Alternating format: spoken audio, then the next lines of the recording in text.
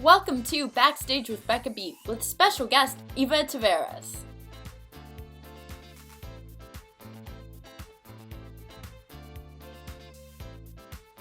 Hi everyone and welcome to this episode of Backstage with Becca B. On this episode, this dancer, singer, choreographer, and actress graduated from UBC School of Music and has played roles such as Maria in West Side Story, Anne in A Little Night Music, and more. She recently was on the national tour of Phantom of the Opera for 2 years as Christine Daae. Please welcome Eva Tavares. How's it going? Good, how are you? Not too bad. Where are you? I'm in Dallas, Texas right now. Dallas, Texas. So you don't have the fires that we're experiencing on the West Coast? I don't. I'm lucky right now. Yes. Good. Last year I was breathing in all the fires because... Oh, really? Because I'm LA based, so... Okay. Is that where you saw the show, or was it in Texas? Yeah, it was in LA. Okay. I saw the show last summer. Yes, amazing. Okay, cool. Not the night of the earthquake, though. Oh my goodness. So stressful. I was like, oh, okay. Well, I mean, that's a little scary with the chandelier and everything. Super freaky. The actual Pantages chandelier. Yeah. Totally. Wait, where are you? I'm in Canada. I'm up in British Columbia. Yeah, in the interior of British Columbia. Mm-hmm. Is that where you're from? Yeah, I grew up kind of closer to Vancouver, and my parents actually moved up here, which is like 4-ish hours outside of Vancouver, and they have an off-grid permaculture farm. So I've been working on the farm while everything's shut down, you know. Oh, hey, that's fun. Yeah, it's different. Yeah, you're like, I want to get back to like performing and stuff probably, but I mean, it's just a really sad state of affairs, you know. It's really hard to see an industry that you invest in so fully be totally gone. Yes. So yes, yeah, exactly. And I'm not even a performer, and I'm so right upset about it. Like I'm just a fan who loves watching theater, and I'm like, I want it back. Yep. Yeah, it's tough stuff. I get it. Well, anyways, besides that, how are you? And I'll get into questions in a second. Great, let's do it. Yeah, no, I'm good. It's you know, this time has been super what are the right words? It's been very up and down, you know. We're taking it day by day, you know. But in addition to it being crazy and a little bit, you know, your mental health goes up and down, a little bit depressive, a little bit joyful, and then back down again to being sad. You know, you're on this roller coaster ride, just surviving. But I also am really seeing so many silver linings. You know, the fact that we're able to spend this time with our family, for most of us, for a lot of us, and kind of refocus in on things that you don't focus on when things are busy, like mental health, like you know, all the great stuff that's coming out about Black Lives Matter, and it's just like a really important time of learning and unlearning and realization, which I think is really great. Yes. I think it's so important that people are so open about like the mental health during this time. Yes. Because people don't realize sitting at home that other people are going through it just like them. Right. You feel alone, and then to realize that you're not, and that someone who is, you know, on the other side of the country, or even like, I mean, there's so much going on right now in Iran, everywhere. People are just going through it, and to feel like, you know, we're all going through it at once is of course, the situation in Iran is extremely intense, but you know, that's a whole separate topic. Yes. Well, I mean, this is why I started the interview series to, bring the joy of theater back to life, kind of. Yeah. In the best way I could. So, speaking of theater, have you always known that you wanted to be a performer and be like on stage? I was a dancer first, and I was pretty confident that I was going to be a professional dancer for most of my childhood. And then my grandmother is an opera singer, so she was really encouraging me to take singing lessons from a young age. And I kind of wasn't listening to her until I was about 14 or so, when a music teacher in the high school that I was auditioning to get into, it was a fine arts high school, he suggested that I take some lessons, and I thought, oh yeah, all of a sudden that's a great idea. So I did, and then I started competing with that, and it just got busier and busier with singing, and then all of a sudden I was doing my bachelor's degree in opera, and then after I got out of my degree, it was kind of this moment of, oh, I've got the dancing training, I've got the singing training, maybe I should get some acting training. And so then I jumped into all the acting training that I did through some coaches in Vancouver, and then I went and did the Banff Citadel Professional Artist Program, and yeah, so it just kind of snowballed from there. So to answer your question, I think yes, but the way in which I wanted to perform has been changing and morphing and devolving. It's been an evolution. That's very true. Yeah. Yeah. Yes. I love that. So it's like you knew you wanted to be on stage, but not necessarily that you wanted to do all the things on stage, like sing and dance. I just wasn't sure. I mean, at one point I really thought I was going to be a dancer, and then I thought I was going to be an opera singer, and then I thought maybe musical theater, and now I've kind of stuck in back, you know what I mean? Like, it's just kind of, it's changed and evolved as I've changed and evolved, which is cool. And all three combine and like help you, like it helps to have all three talents. Triple talented there. You would hope. Yes, I mean, definitely. Yes. And I saw a ton of choreography credits on your resume. Oh yeah. Oh, thank you. Yeah.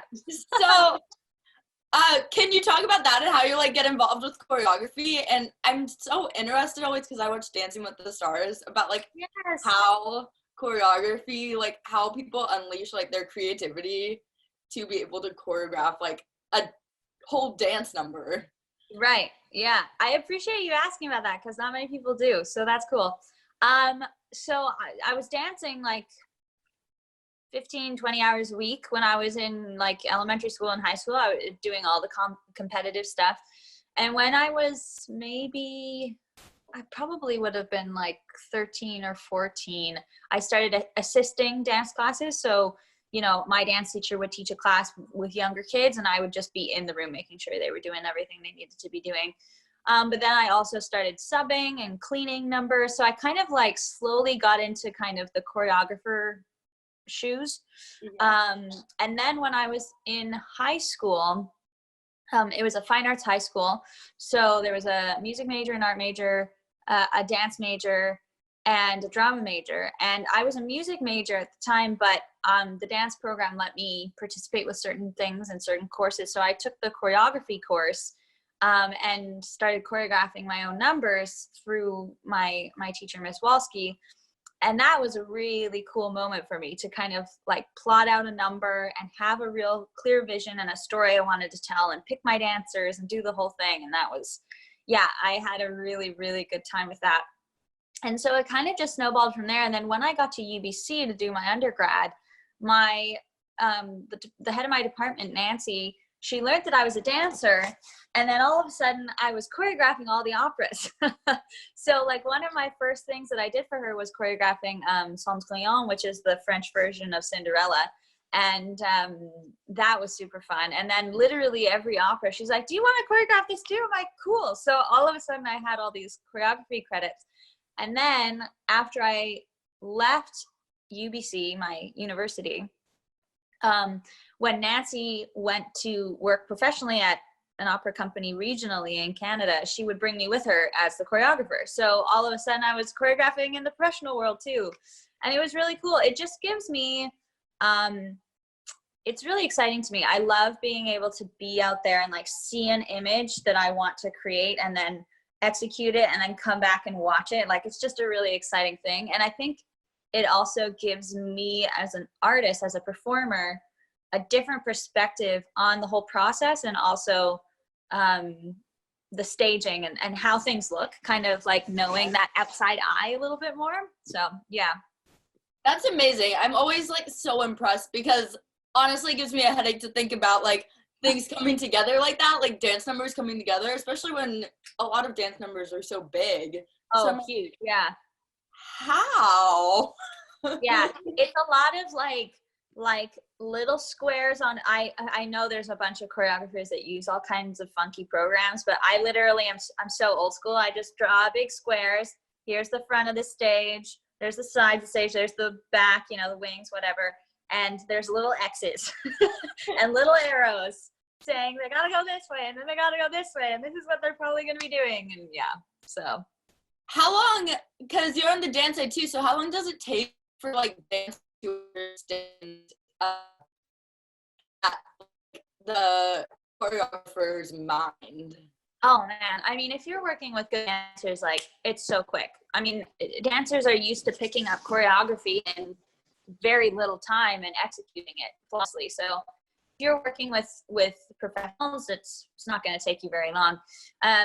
Part of my job has also been working as a TA for my university, working with singers who don't necessarily have some of that dance vocabulary, and that it takes a little bit more time, but it's so rewarding, because one of the things that I wish I had, one of the things that I was so grateful to have had as a singer was the movement vocabulary, whereas a lot of singers don't necessarily have that right off the bat.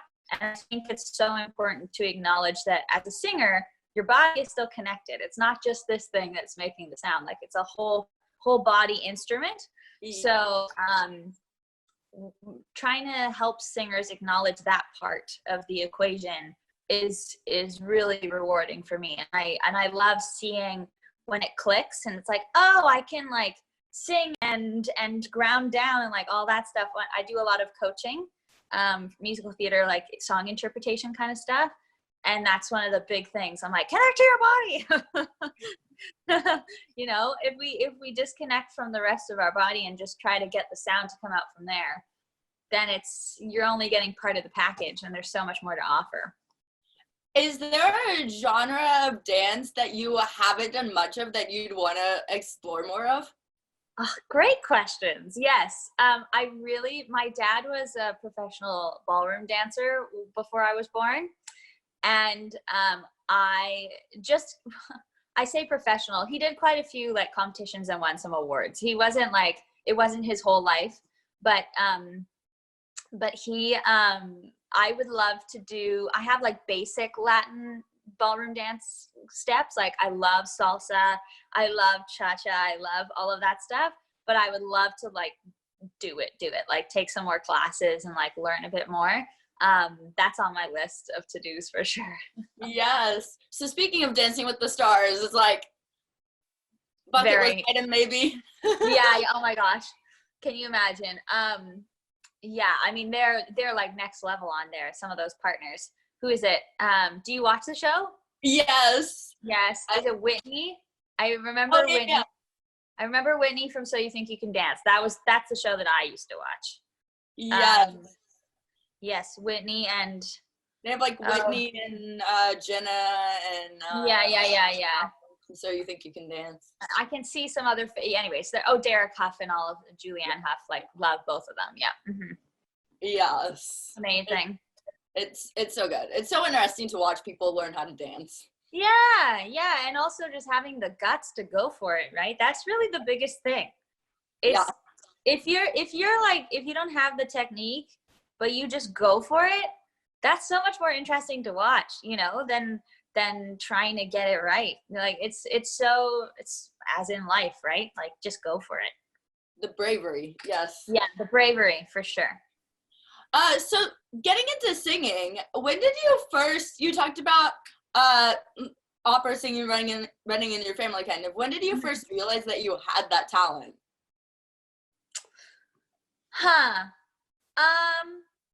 Well, even before I was formally taking singing lessons, I was doing musical theater solos, so at like in dance competitions and stuff. So I knew that I had the voice, but I wasn't. I don't know. There wasn't like a moment that I was like, oh, I'm great at singing. Like, no, that never happened. I'm also very hard on myself, so it's always like, you can do better. Yeah, you know. So yeah, there wasn't that moment, but there definitely was a moment of like, oh, I can pursue this further. I can do a degree in it, and it can take me somewhere. I mean, I was doing some competitions when I was in high school, and I started to get really good feedback, and that was definitely a moment of thinking, oh, this could take me somewhere. Okay, let's and also, wow, I can do a degree in it, which opens a bunch of doors for me, professionally, career-wise, and also on a technical basis of helping me refine my craft. So yeah. Was there a theater show that you watched and you watched someone on stage and you were like, okay, I can do that, or I could do that? Well, I mean, when I saw Phantom the first time, I was, and this is like my full circle moment. So I saw Phantom. I was on tour in Vancouver. I think I was 10. Or just maybe 10 or 11. And we sat up in the nosebleeds, and I remember walking, because at that point I was singing a little bit. I was doing musical theater, and we always sang around the house. And I remember walking out of the theater and saying to my mom, oh yeah, I can do that. Like, that's no problem. And we used to blast the soundtrack in the kitchen and scream out those high E's. Like, that was just like something we did as a family that was fun. So yeah, obviously Phantom made a huge impact on me. And the cool thing about that is, when I joined the tour, my first show was in the same theater that I had seen it in. So it was in Vancouver. So it was a full circle moment for me. It was very, very cool. Yeah, so Phantom made a big impact. I'm trying to remember if I remember seeing Beauty and the Beast when I was in elementary school and being so blown away by that. I saw Wicked when I was 16 at the Pantages Theater, where I ended up doing Phantom when we were in LA, and that was bonkers. And I just remember Defying Gravity, end of Act 1. My mom saying, oh, do you want to go and look around the theater? The Pantages is so beautiful. And I just was weeping. I couldn't move. Yeah. I was sitting in the house just crying. She's like, let's go look at the rest of the theater. I was like, no.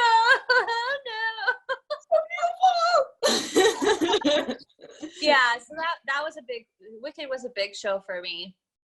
I mean, my parents were really good about taking us to a lot of regional stuff, a lot of diverse performances.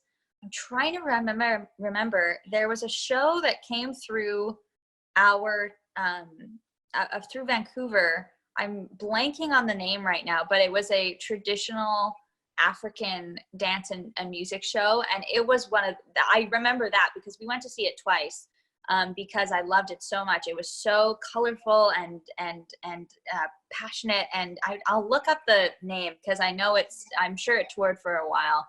That was a really impactful show for me as well. Yeah. Do you remember the first cast you saw in Phantom and who it was? No, I don't at all. I would have to look it up. What's so funny is now, of course, there's the Team Christine dynamic, right? All of us who have played Christine anywhere in the world are connected in some way, which is hysterical. Yeah. So I'm sure that if I tried to find that program and I figured out who it was, it's probably a friend of mine. Like, it might have, my friend Trista, who played Carlotta on tour, I'm quite on tour with me, but she played Christine on Broadway and on tour beforehand.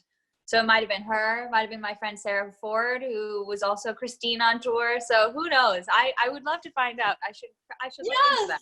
Like, find an old playbill somewhere. Yeah, right? That would be very funny. Yes.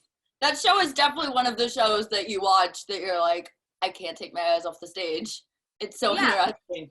it's the glitz and the glamour, and then also the drama and the passion and all of those things. Yeah, it's got something for everybody.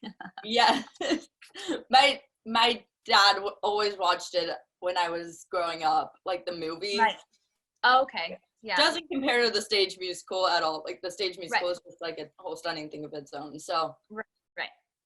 that's how I got introduced to it. But Cool. Love it. and then you talked about school and going to school for in opera training. Yeah. So how was that experience, and what was the most valuable lesson you learned from your experience in school? Yeah, so it was a bachelor's degree, so 4 years, and it was very intense. I mean, so it's so funny when I tell people, oh, I have a bachelor's in music with a major in opera. They say, oh, so did you sing all day for 4 years, or how did you, no, I wish that was true. But, we had our academic classes from 8 a.m. till 4 p.m. and they were, music history, music theory, and we also had to take 4 credits of a lot of different languages. So I took German, Italian, French, did a little bit of Latin and Czech in our shows as well.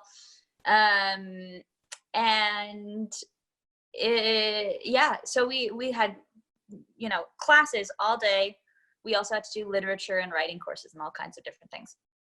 And then after our classes were done at 4 p.m., then we had rehearsals, because we would do 3 operas a year on the main stage, and then we'd take a few other ones on trips during the summer. So some people went to Ontario and did some shows in Toronto. Some people were doing shows in the Czech Republic.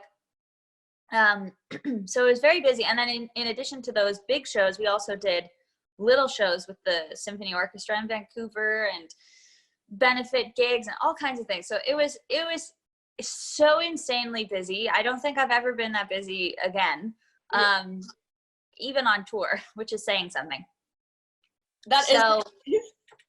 Yeah, it kind of prepared me for the real world, in the sense that, nothing has ever been as crazy as that. And I was exhausted. Like, I don't even know, when I think back to those times, I'm thinking, how did I do that? There was this one chunk of time in my last year of school where I was in my 4th year of university. So lots of exams and finals and all these, it was right in the fall. So it was the end of the first semester. So lots of exams. And then I was also doing a principal role at Vancouver Opera in my first professional opera contract. It was an opera called Albert Herring by Benjamin Britten.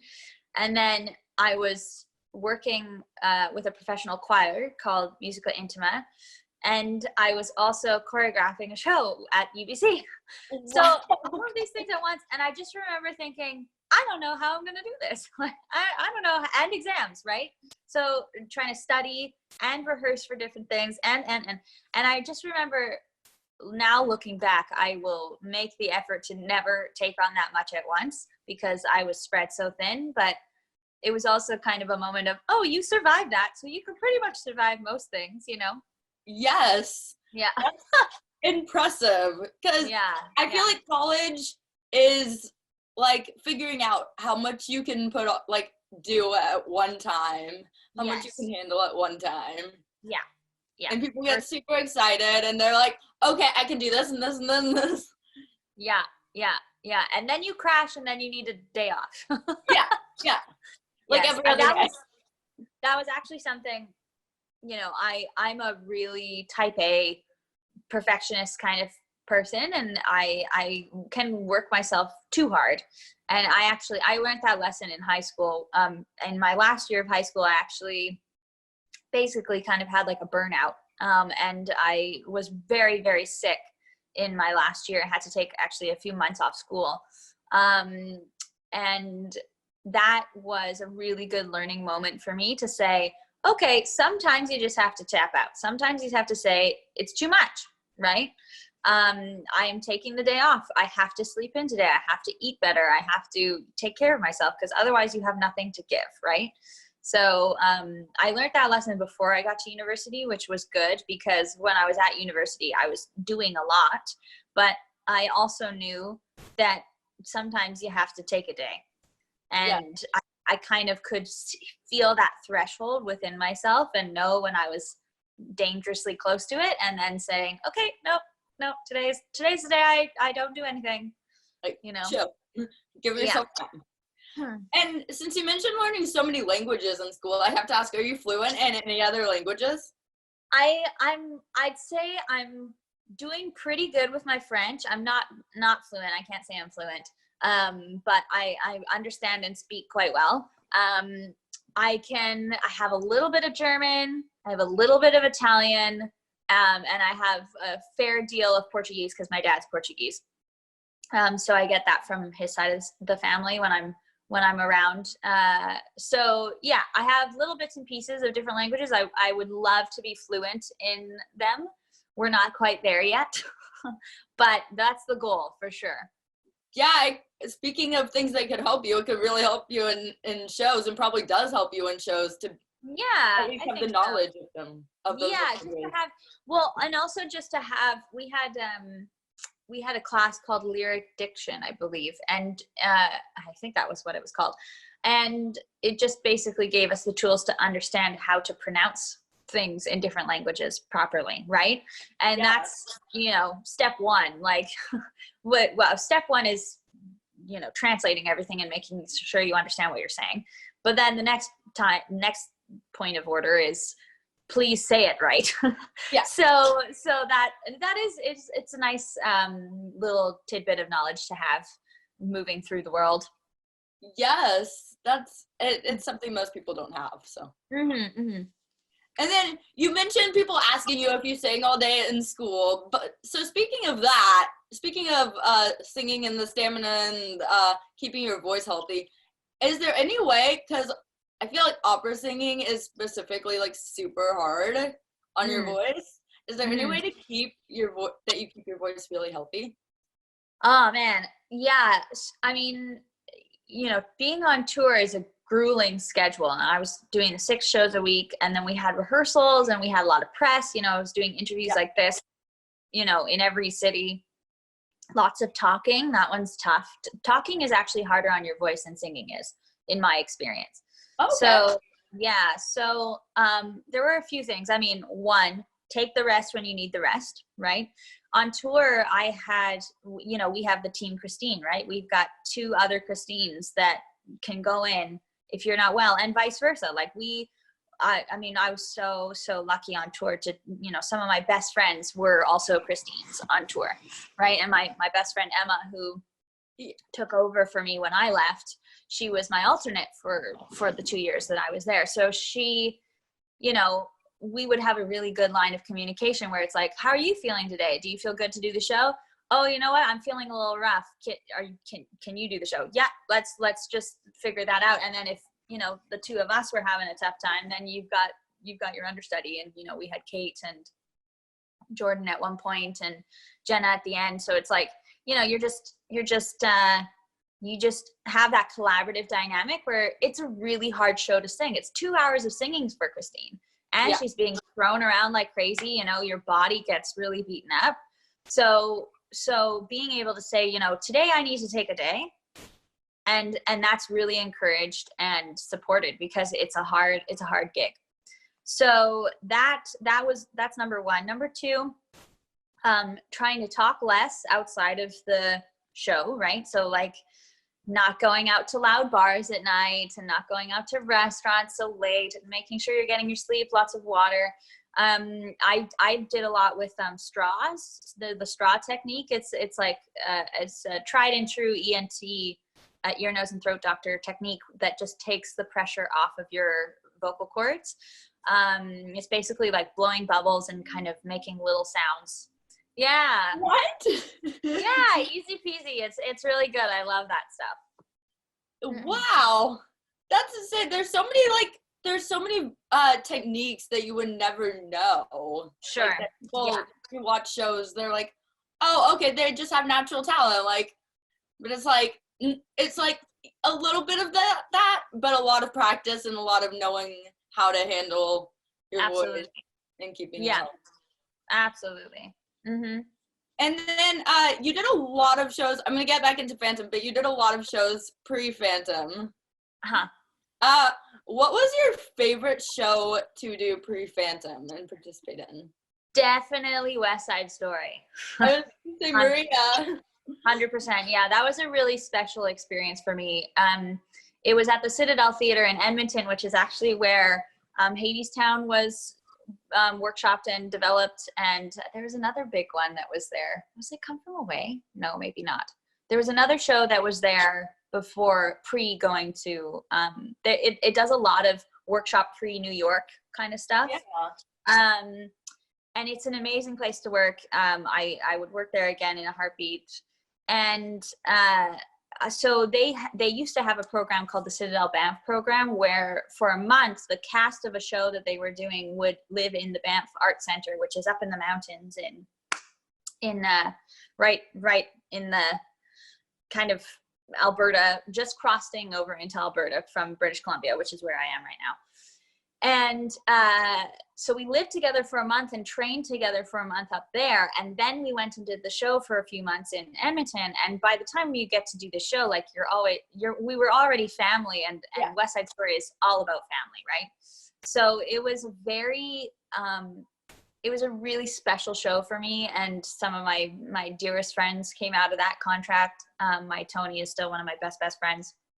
And it was just a real privilege to tell that story. You know, my dad comes from an immigrant family. You know, his family came over to Vancouver on a ship from Portugal in the 50s. And, you know, my dad was the little ESL kid in East Van, and like, you know, learning to navigate in a community, not speaking the language and looking a little different, and like being able to kind of tell a story that pays homage to what he went through and what his family went through coming to a new country. That was really special for me. And also just like the music is just unreal. I mean, that score for me is, you know, pretty high up there as far as brilliant things. It's an iconic role too. Oh man, yeah, it was really super special contract for me. Like, it's one of those, I feel like Maria is one of those roles that, especially this year, since the movie's coming out soon, but like, I feel like it's always been one of those roles that everyone's like, oh yeah, I know that role, even if they're not the biggest musical theater fans. Yeah, I'm excited to see what they do with the movie. I didn't get to see the Broadway production. I heard many things about it, but I didn't get to see it. Mm-hmm. Hey, if it went on tour, would you be interested in auditioning for it and playing the part of Maria again? Yes and no. I mean, this is the thing. Because I had such a special experience with it, there's part of me that's like, maybe that needs to just stay like that. You know what I mean? It was such a precious thing to me, and there's part of me that feels like that's that. Like, I don't want to tempt fate and have a second experience that isn't the same. So yes and no. I love singing that music, and I love those parts in that story, but there's also part of me that feels like I should just have my little precious moment with it and say goodbye to it. You know? Yeah. And then and sing it if you want to, like at home or something. Yeah. I can sing it with my friends. I can just call them up and say, can we sing it again? It was so much fun. Yeah. We're doing like some virtual concert online or something. Yeah, right? There we go. We're all online now. We can do anything. Yeah. And then I noticed you also did a workshop of a show that had like its world premiere later. I'm going to butcher the name if I say it. Zusatska, yeah. Yes. Yeah. So that was kind of how I got Phantom, actually. So that was a crazy experience. So almost immediately after I finished West Side, I was auditioning for this show, Sousatzka, and it was being produced by Garth Drabinsky, who produced the original production of Sunset Boulevard and Kiss of the Spider Woman and Ragtime and all of those shows. He also produced a production of Phantom in Toronto. And So this was a show based on a movie that he had produced in the 80s called Madame Sousatzka, about a piano teacher who had survived the Holocaust, working with a young piano protege from South Africa during the time of the apartheid. So two people who had gone through two different racially charged events and prejudice in their lives, and coming together and kind of healing and learning through music.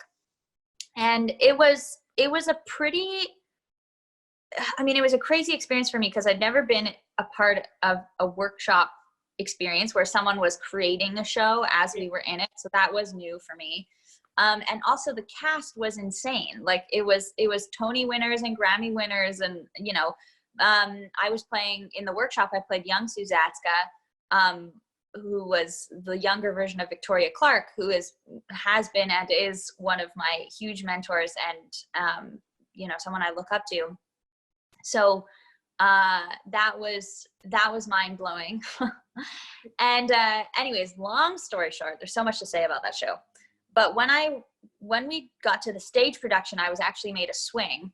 And Erin LaCroix, who is the Broadway alternate at the moment, she was playing young Zusatska because they needed me to do like dance tracks as well. So I ended up being a swing.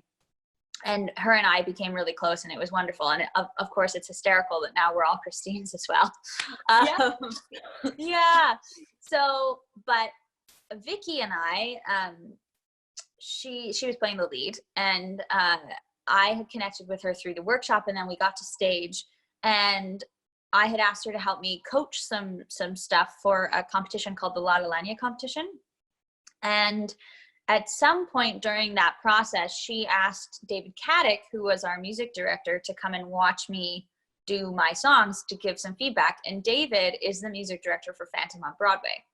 So a few weeks after he had worked with me on some songs, he kind of turned to me when we were in a rehearsal and he said, "Would you like to audition for Christine?" And I said, "Yeah, that sounds great. Sounds good to me. Yeah." So him and I did an audition tape really quickly, and he said, "I don't know if they're looking for anyone right now, but I figure we should just throw your hat in the ring, because if it's not now, it'll be later." And I said, "Okay, that's fine." So we did this tape, and then I didn't hear anything for maybe 2 months or so, and then I got a call from my agent saying, "Would you like to fly to New York to audition for Christine? They're looking for someone on the tour and potentially Broadway." And I'm like, "Okay, great." So I flew out and did a bunch of auditions, and then I flew back to Vancouver, and then I got asked to go back to New York and sing for Hal Prince and Andrew Lloyd Webber. And so we did that, and then I flew back to Vancouver, and then I waited like 5 or 6 weeks, and then they said, "We have an opening on the tour. We'd love for you to take it." So yeah, it was very, I'm quite sure that the Christine stuff wouldn't happen the way it did if it wasn't for Zusatska. So that was a really important stepping stone for me. It was a definite meant to be. Yes, yeah, for sure. And you mentioned auditioning for Andrew Lloyd Webber. That's huge. So crazy. How did you like go in and get the nerves out for the audition? Because to be fair, I don't really remember that audition. I remember going in and feeling good about saying "Think of Me," and I did the dressing room scene. And I remember meeting Hal and shaking his hand, and I remember meeting Andrew and shaking his hand, and they were both very, very sweet to me. And I remember singing, and I remember feeling fine about it. And then they just said, "Thank you, great, bye." And I was like, "Great, bye, okay." And then I remember, the thing that I do remember is being in Central Park and not being able to get my heart to calm down. I was just like I had gone through the thing and it was fine, but then the aftermath of me being very stressed, like, what just happened? That was like 5-10 minutes of my life. I don't know what happened, So yes, I'm sure the nerves were there. I don't remember much about it. The nerves were there, but they loved you. It was a very cool experience, and I'm so glad to have been able to meet both of them, and they're very. I was told, it was funny, before I walked in, the casting person who was there, I think his name was Eric, he said, "Don't be alarmed if you know, he cuts you off or he doesn't let you sing the song or anything like that, you know, they have cast people off 30 seconds of sound. Like they've been doing this for so long. They know exactly what they're looking for. They're on a tight schedule. Don't be alarmed if they cut you off. And that was, they didn't cut me off, but it was nice to know that of course they've done this for 30 years. Like they know exactly what they're trying to find. And you know, it's they'll know right away. And that's such an amazing thing to think about, you know, having that such a fine-tuned ear and eye to know exactly what's going to fit with their baby, you know. Yes. And I have to ask, how much of a hand did they have in helping you prepare for the role on tour throughout the year? Yeah. So I mean, the tour that I was on, it wasn't directed by Hal, so that was the one and only time I had interaction with him. Andrew, I didn't see again, but his people would come out and see the show and give us feedback and that kind of thing. But my director was Lawrence Connor, who is out of the UK, and he came out quite a few times and met with us and did some rehearsals and gave us feedback. He's great. I'm a big, huge fan of him. Sweet man, and also extremely smart. And yeah, I was really thankful to have had that connection with him.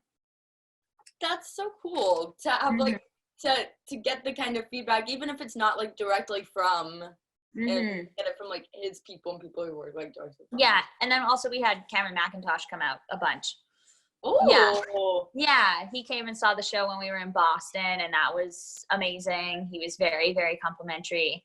I remember getting off stage. I was with Derek Davis at the time, and I remember us getting off stage thinking, oh my gosh, we just sang for Cameron.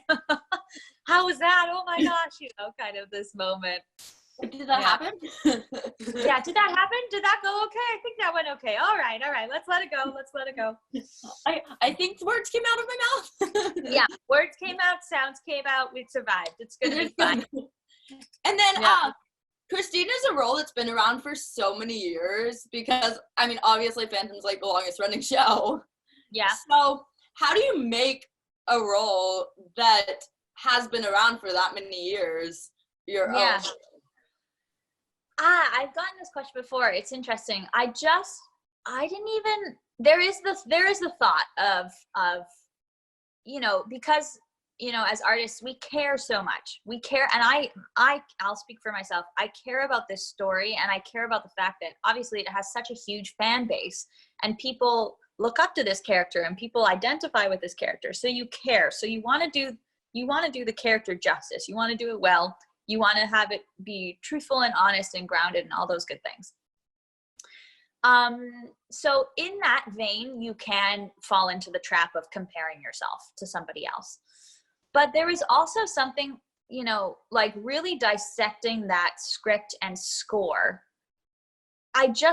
There were just so many things that struck me so intensely that it just didn't even become about comparing myself to other people. It was just like, this story is important to tell, and I have a specific view on it. My thing with her is I really wanted her to be strong. I didn't want her to be a victim. So just being able to show that growth for her of where she starts as a part of the ensemble and someone who doesn't really quite have her feet under her yet, to the woman that she is at the end, like standing up to the Phantom in that final layer and, saying to his face, like, God, give me courage to show you are not alone. And kind of seeing through his facade, right? It was just, that was my biggest motivator for me, was just being able to tell her story in a way that was grounded and truthful, but also being able to show her strength, that place that she comes to at the end. I think at the end, it's difficult. It's difficult because, of course, she doesn't leave with the Phantom, right? She leaves with Raoul. And the other question I always get are you Team Raoul or Team Phantom? I'm Team Christine. She leaves with Raoul because that's the safest option. Raoul, unfortunately, has demonstrated that he's not his priorities are a little skewed. He hasn't got her as a top priority, and he kind of throws her under the bus a few times, you know. She leaves with him because it's the safest option. She knows that it's not her job to fix the Phantom, and she also can't fix him because he's not listening to what she's saying. He's so wrapped up in his own trauma cycle moment that he's having that he can't. He's now, excuse the pun, past the point of no return as far as like coming back from the actions that he's done, right? She knows she can't save him. So she leaves with, if it was up to me, she would leave by herself. But she leaves with Raoul because it's the safest option and she has to get out of there, right? It's unsafe. And she can't stay with the Phantom because she can't save him and it's not her job. So, if it was up to me, she would leave by herself and sort out the relationship with Raoul, separate from that whole scenario. But I could see that being a plot of a future production of the show. To be honest. Yes, absolutely. I think totally. I think we're getting to, even now though, like we were given the agency to give her that strength in the end. You know, she makes those choices. It's not like those choices are being made for her. You know, like in our production, the way it's staged, Phantom is downstage center, having his moment with the music. I leave the ring that he's given me on the organ, and then I say goodbye to him in my way without actually seeing him. And then Raoul's standing there waiting for me. And I make the choice to grab his hand, right? Versus him just saying, come on, let's go. It's like, no, I'm making the choice to say, all right, this is the better option right now. I'm taking what I need in this moment. It's not ideal. We're going to sort it out later. But like, I'm making the choice. Do you know what I mean? Versus things happening to her. She's making the choice for her own safety and she's using her own agency, right? So that was important to all of us, you know, every Christine that was on tour with me. Yes, the capturing the female empowerment. Yeah, absolutely. Love that. And do you have a favorite scene or favorite song from the show, or both? Yeah. Favorite scene and favorite song. I mean, yeah, that final layer for me is like, I so looked forward. I always looked forward to that scene because it was the moment where all three of us were together, you know, and it was really like the meat and potatoes of like the dynamics, right? Yeah. Like the push and pull between her and the Phantom, and the push and pull between her and Raoul, and then Raoul and Phantom, you know, all of that stuff. It was like the most charged moment for me. I also really love Twisted, that end of Managers 2. I always like, that was always a really fun like acting moment of like her sorting out all this stuff in her head. And then Wishing, I mean, that was always, that number specifically. It's so funny. There's a bootleg of me singing that song from my second show, I think, in Vancouver. Is that your second show? Yeah, and it's so funny watching it, because now, or when I think of like how I sang it and the acting moments that I had near the end of my time on tour, it felt very different. Like it grew so much with me. Like I was learning so much about the character and myself, and then therefore my interpretation of that song like changed and grew with me. And that's such a cool reminder to see that and be like, oh, wow, look at that. That was very different. Yeah, but I can't believe that was your second show. Yeah, very crazy. Very That's crazy. Insane. Yeah. Kind of going off that, what's the hardest song in Phantom to sing? I mean, I think doing Think of Me right off the bat, I mean, it's kind of perfect, right? Because she's supposed to be nervous and like she's shot out of a cannon, all of a sudden she's playing the lead, right? And so inherently that first song always feels like, we're going to sing some high notes in a second. Yeah. And then, I'd say that one is definitely the one that gives us all the most grief as far as like now I have to sing this big thing, and I've just been silent for a bunch of time, and I just danced Hannibal on point, and my feet hurt, and I've got to do a quick change on stage, and there's this and that and this and that. So it's like, yeah. I was gonna say it's kind of the equivalent to if you talk to Elphaba, like the wizard and I 5 minutes after they get on stage. Yes. Yeah. I can't imagine that. You know, that's like, this is a whole different topic, but those Elphabas, like we were so lucky to have the alternate system set up for us for Christine's, like that I would do the 6 a week and then 2 a week was off. And it's just important. Like, I think that's important. And when I think about Elphabas doing 8 shows a week, I'm like, what? What is that? That's bonkers. I think there might be an alternate system set up on certain productions now, but like, sometimes that should be the way it always is. Yeah, I agree. 8 shows a week is a lot. 8 shows a week is a lot for anyone. Yeah. You know, and doing it with that much singing and that much hard singing, not fair. I think I remember listening to a podcast with Ben Platt talking about Dear Evan Hansen and how he did 8 shows a week for a really long time. But then at a certain point, he really made a case for an alternate, like having someone else do 2 a week. And I think that's the way it is now, because he kind of fought for that for other people, which I think is really admirable. Just knowing like, okay, I can do, you know, I feel quite confident that I could do 8 shows a week, but I wouldn't want to, and I wouldn't want anyone else to push that hard. Because again, like if we're going full circle moment to the beginning of our conversation of like protecting yourself and taking the rest when you need it. And, you know, just being kind to yourself in that sense. Like we don't need to push that hard. We want a good product that we feel good about, a good performance, right? Because we're trying to serve the story. No need to push yourself so hard that you cack out on stage. Yeah. And you all, as you mentioned previously at the beginning, you all are tough on yourselves. Yeah. So, like, you have a hard time figuring out when to call out or convincing yourself to call out if you need to. Yeah. So to have those days where it's like, oh, it's already set that someone else is going on. It's kind of perfect. Yes, totally.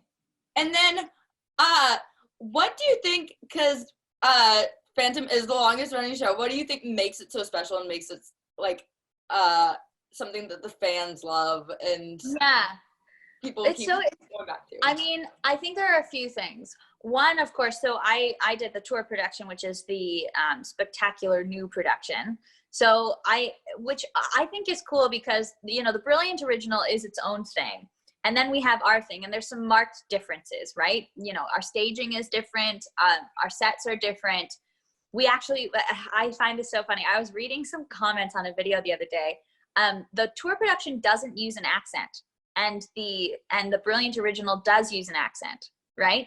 So there's little things like that that just make it different, and people don't kind of realize, like, we have a totally different director. We have the producers are the same, and obviously Andrew is the same. But I think, you know, we were doing like an updated version, right? So some of the stuff was just different. And I think something that I really respect about someone like Sondheim, and obviously Andrew Lloyd Webber as well, is they're willing to take the baby that they created and also be open enough to like change and morph it to kind of fit new times, right? Yeah. So like with my production, like it grew and changed so that it was more applicable. Not that the Brilliant Original isn't applicable, but they just kind of like were able to update certain things. And I think that's a mark of someone who's like really open-minded and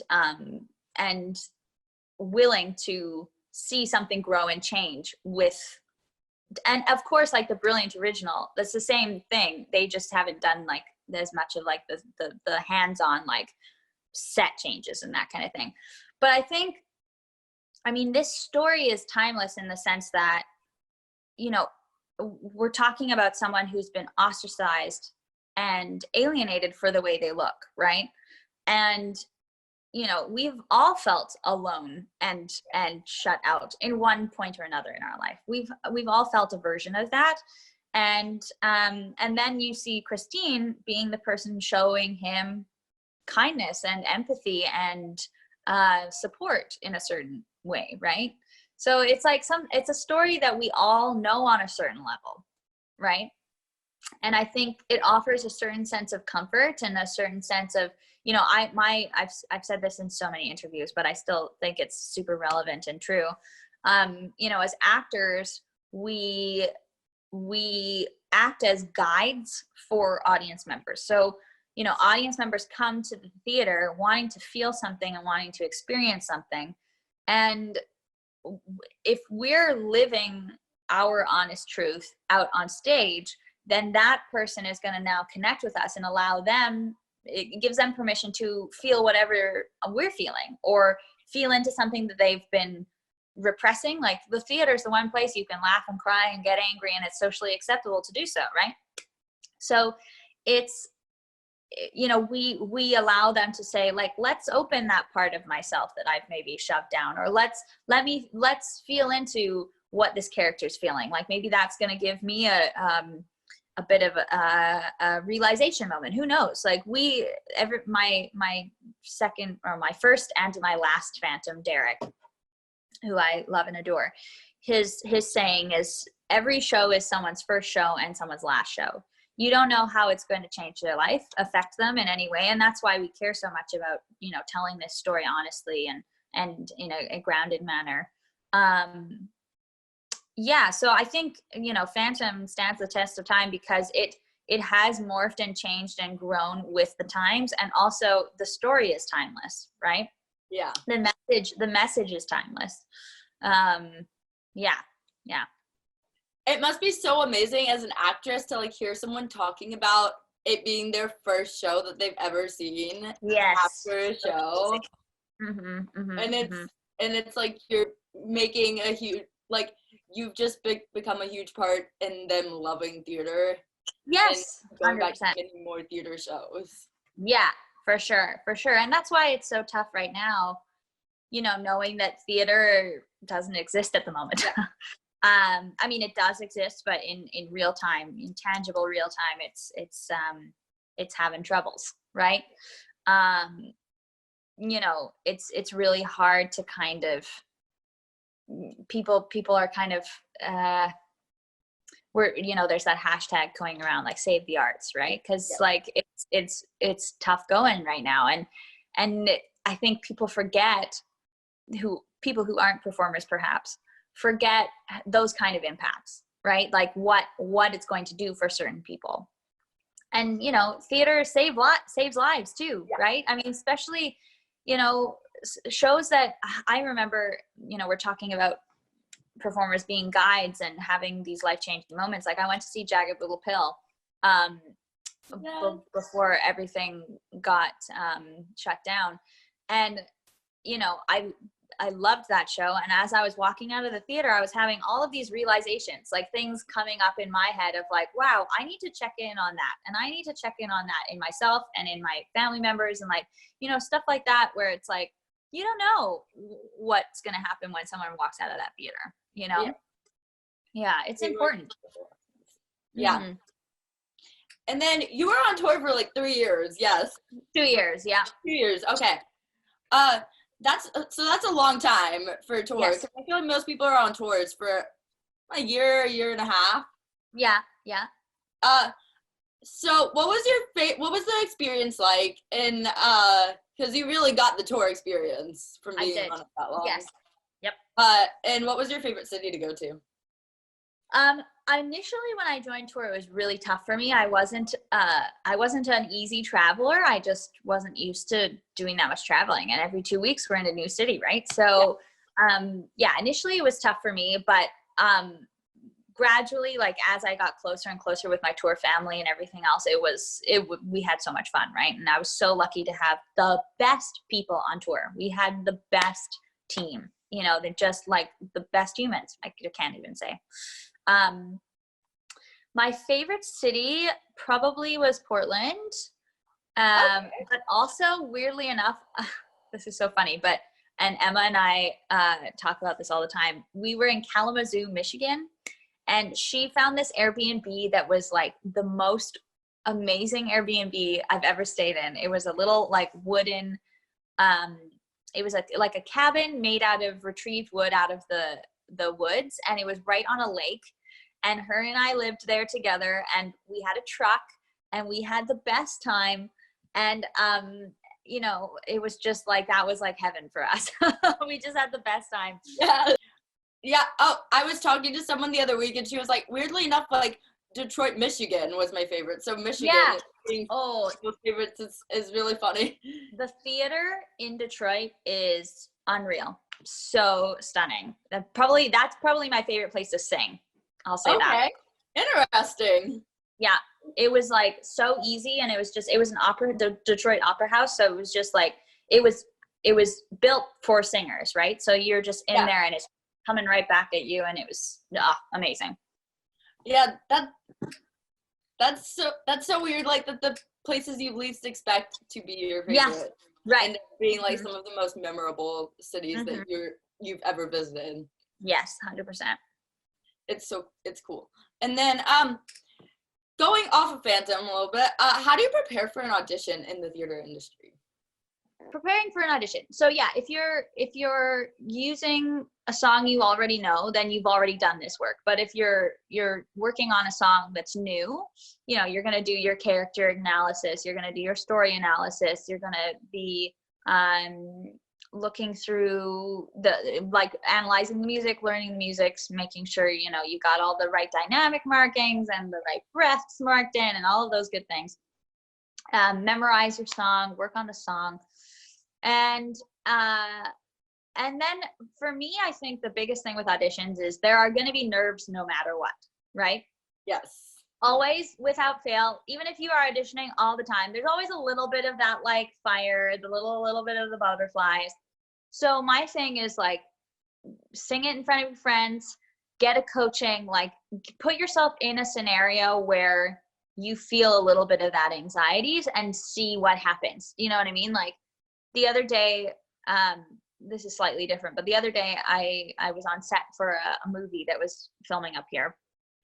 And the day before I went on set, I did a coaching with my coach just to say my lines and just saying it in front of someone else, like you get a little bit of that fire, right? Yeah. And you're like, okay, so this is what it's going to feel like tomorrow, right? Because the only way to feel more comfortable auditioning is to keep auditioning, right? Because it's just nerve-wracking no matter what.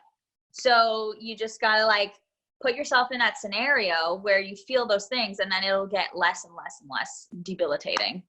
And then there's those weirdos that really love auditioning, and I'm like, I don't know what to do with you, but there was someone I talked to like 3 weeks ago who was like, I love auditioning because it's just like another chance to perform. And I was like, yeah, hey, that's fair too.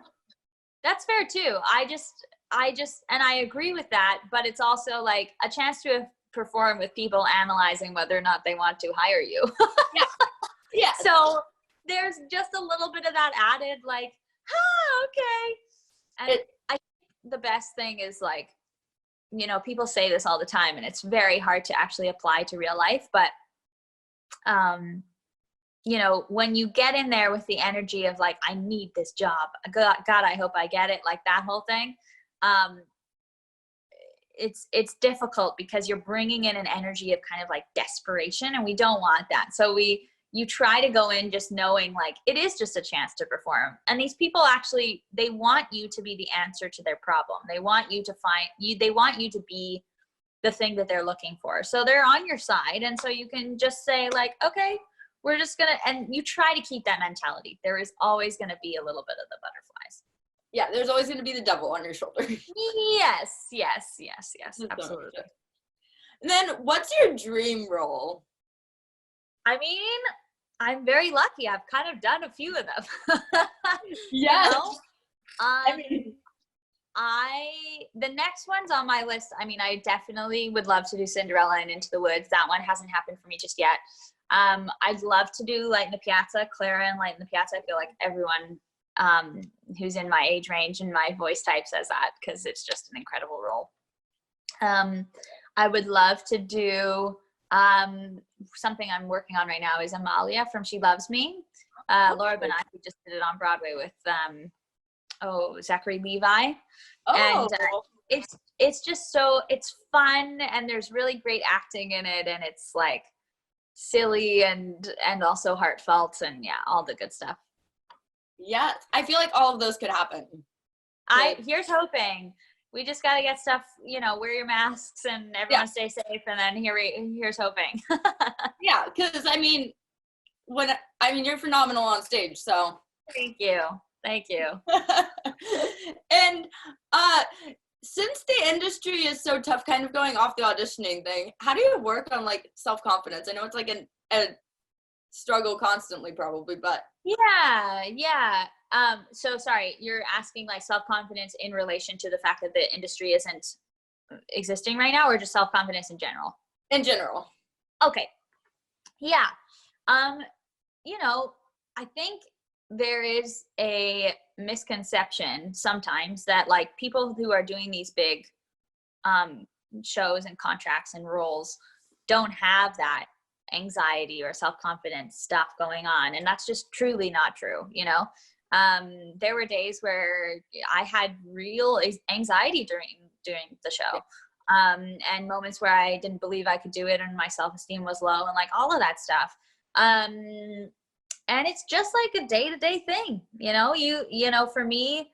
I wish I was better at like meditating and all that, because I think that would be helpful, but I do a lot of journaling, and I have coachings with my coaches and my mentors, and talk this stuff out because they've done this already, right? So it's like knowing that you're not alone in that everyone is going through a version of that, behind the scenes.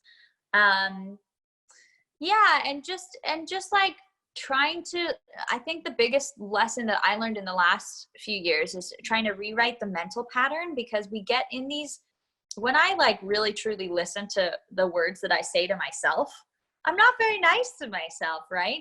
Yeah. And so something that I actually kind of have to pat myself on the back for in the last like 6 months for sure, I've been better at kind of clocking when I'm being mean to myself. And then I stop and say, well, what? No, that's not true. Like little things like, oh, I dropped a glass and it cracked. And, the first thing that pops into your head is like, oh, you idiot. Yeah. And I'm like, wait, no, that happens to everybody. That's fine. That's not a big deal. You're going to be fine. Or like, I'm in an acting class every week just because, we gotta keep these engines running. And, you have a rehearsal where you don't feel like you did as well as you wanted to. And it's like, okay, you showed up today. That was good. You didn't have the best rehearsal. That's fine too. You're learning something, it's just like trying to kind of take the stakes out of it of like, this is the worst thing that could ever happen and you are terrible. It's like, no, you're human. You had a tough day. It's okay. Right? Trying not to be our own worst enemy. Oh gosh, it's so hard. I honestly feel like I've probably made more headway in that department in the last 6 months than I maybe have my whole life. Just because, in this pandemic time, like you have to address this stuff. It's like there's no way to ignore it. So it's like it's sitting there in front of you, and these little voices are saying mean things, and you're like, okay. These voices are getting very loud, and it becomes very overwhelming. And then you have the choice whether to let it take you down and which I definitely had days of that during this pandemic, or you have the other choice to like take them head on and figure out where they come from and how to get them to not be so loud, right? Yes. Day to day. It is a day-to-day thing. And then kind of a more lighthearted question. What's something funny that's happened on stage that like you can laugh about now that you think is like one of the funniest moments? I mean, you mentioned the earthquake earlier. That one was pretty. Oh my gosh. Oh my God. What was crazy was, so the earthquake happened right in that first scene. I think it was right before the sandbag drop in Hannibal. And the whole stage went like, ooh, and the audience started running out of the theater. Like it was crazy. And we all ran off stage. Like it was terrifying.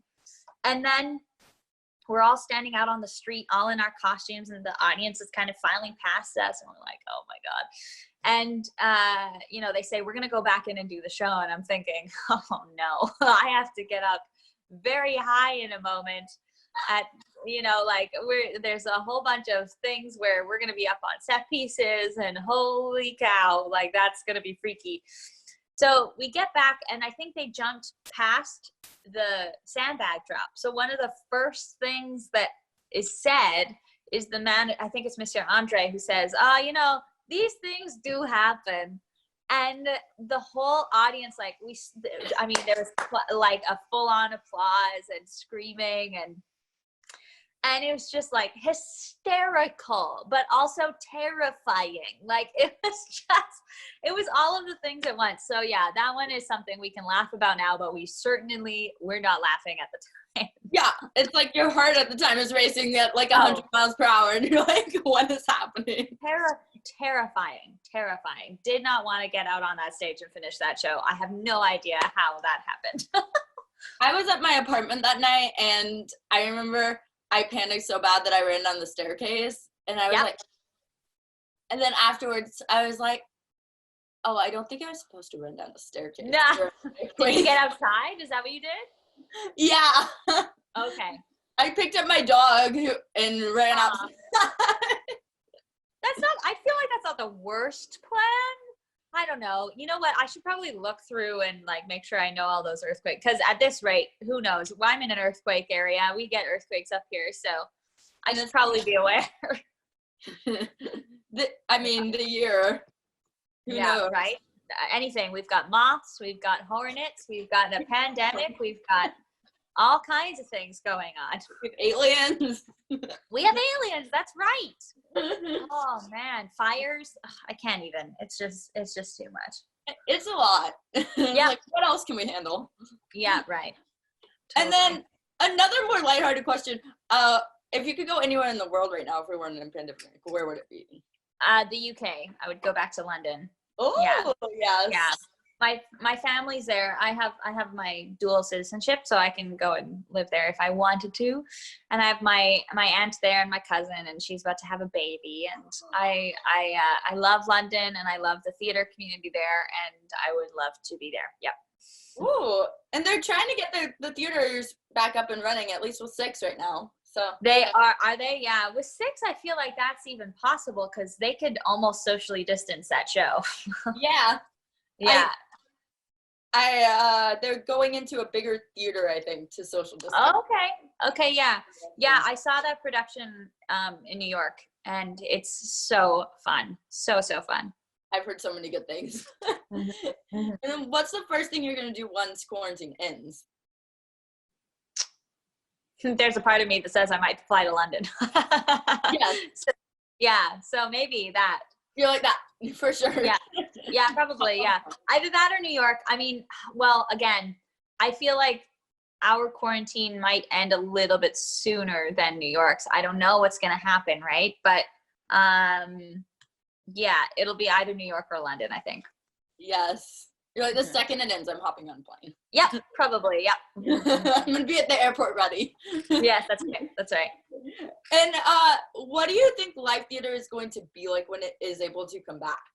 Oh, it's a very hard question. I don't know.